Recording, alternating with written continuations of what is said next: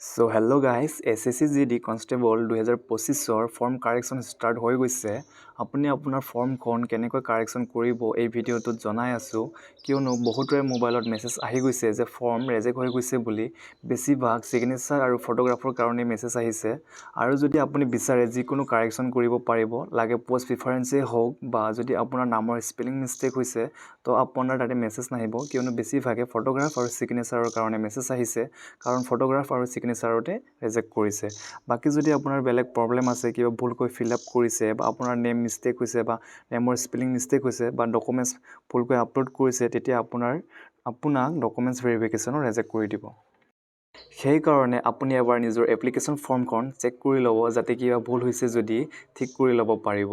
আৰু ইয়াৰ কাৰণে আপুনি 200 টকা পে' কৰিব লাগিব।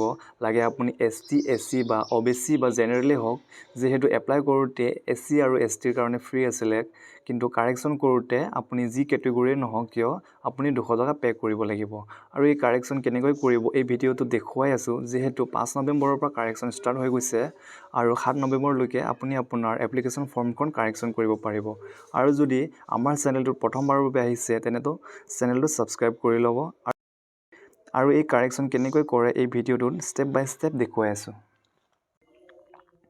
তো আপোনালোকে নিজৰ এপ্লিকেশ্যনখন কাৰেকশ্যন কৰিবৰ বাবে নিজৰ ব্ৰাউজাৰটো অ'পেন কৰি ল'ব। ব্ৰাউজাৰ অ'পেন কৰাৰ পাছত যোনটো SSC GDৰ অফিচিয়েল ৱেবছাইট আছে তাত আহি যাব, অন কৰি ল'ব। অফিচিয়েল ৱেবছাইটটো অন কৰি ল'ব, নহ'লে sscgd.gov.in বুলি টাইপ কৰি পেলাই তাৰ অফিচিয়েল ৱেবছাইটটোত আহি যাব।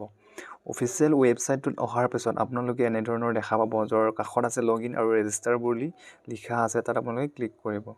ক্লিক কৰাৰ পাছত আপোনালোকে যোনটো নিজৰ ৰেজিষ্ট্ৰেশ্যন নাম্বাৰ আছে সেইটো টাইপ কৰি ল'ব প্ৰথমতে। নেক্সট আপোনালোকে যোনটো পাছৱৰ্ড আছে পাছৱৰ্ডটো টাইপ কৰি ল'ব। আৰু পাছৱৰ্ড টাইপ কৰাৰ পাছত নেক্সট আপোনালোকে যোনটো ইয়াত কেপচা কোড দেখিবলৈ পাইছে সেইটো শুদ্ধকৈ টাইপ কৰি ল'ব। টাইপ কৰাৰ পাছত লগইন বুলি ক্লিক কৰি ল'ব।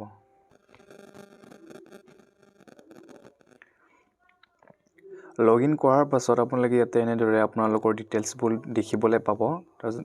তাৰ পাছত আপোনালোকে লাষ্টত আহি যাব, শেষৰ ফালে যাব। শেষৰ ফালে অহাৰ পাছত আপোনালোকে ইয়াতে মাই এপ্লিকেশ্যন বুলি যোনটো দেখিব তাতে ক্লিক কৰি ল'ব।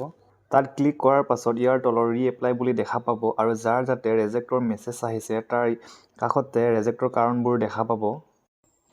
আৰু যদি আপোনাৰ যিকোনো চেঞ্জ কৰিবলগীয়া আছে, ফটো হওক বা ছিগনেচাৰ হওক, তো ৰি-এপ্লাইত ক্লিক কৰি চেঞ্জ কৰি ল'ব পাৰিব।